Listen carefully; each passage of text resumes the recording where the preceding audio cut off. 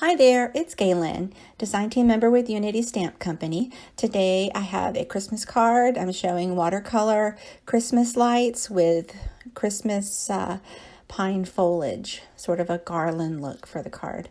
And so for the stamping, I have Unity stamp kits. One is called Illumination. It's border background and it has beautiful strand of Christmas lights and light bulbs. And I'm also using the stamp kit called Winter Blessings by Graciele Design. It's real pretty. So for now, to begin, you want to stamp onto watercolor paper all of the light bulbs. It's one big stamp, so just stamp that on there with something that is going to be watercolor friendly, something that will tolerate watercolor. I like to use Gina K Designs amalgam ink in jet black or archival ink. And so now on the edges, I'm just adding a pine leaf trim all around the edges with the original Misty and stamping. I'm using Ranger archival ink, and that color for the ink, oh gosh, I believe it is library green on that. It is also a waterproof ink. So we're going to add a little watercolor to the light bulbs. And so I'm using Alt New watercolor half pans and a watercolor brush or just a paintbrush. And so for watercoloring these light bulbs, I didn't want them to be all solid. So I went in and added a dab of concentrated color to each of the light bulbs. And then I will make just blot off some of the water from the brush and pull out some of that watercolor to the other end of the light bulb.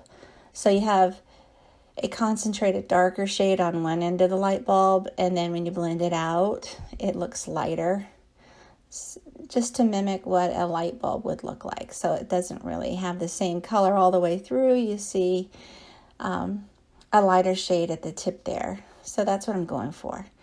And I do this for each of the colors. So I'm just slowing it down for the yellow ones, and just repeat the process for each of them.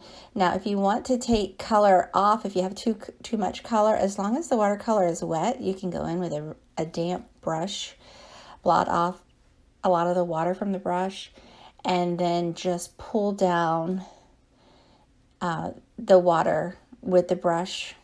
Pull it away from wherever you're coloring. It will remove a little bit of the watercolor like this right here. So you take it and you just move that damp brush away from the watercolor and pull it away from where you want it to be light. And so you can play with it as long as it's still wet. And when it dries, you can't move it around like that. And you just go around and watercolor however you like, whatever colors you like. I just used some blues, yellows, and reds. Now I wanted to make the foliage a little bit green, so I'm using a distress ink.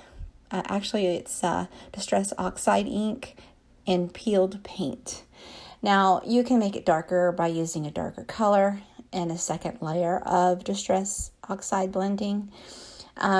You can add 2 or 3 different layers if you like. I just wanted to stop at the one layer with the one color.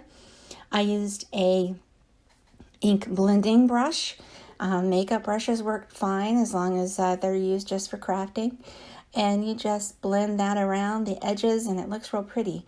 So there I just added some foam tape and placed it onto the card base and added a few adhesive gems, adhesive pearls or dots, just to finish the card. It's really a 1-layer card with the exception of those adhesive dots.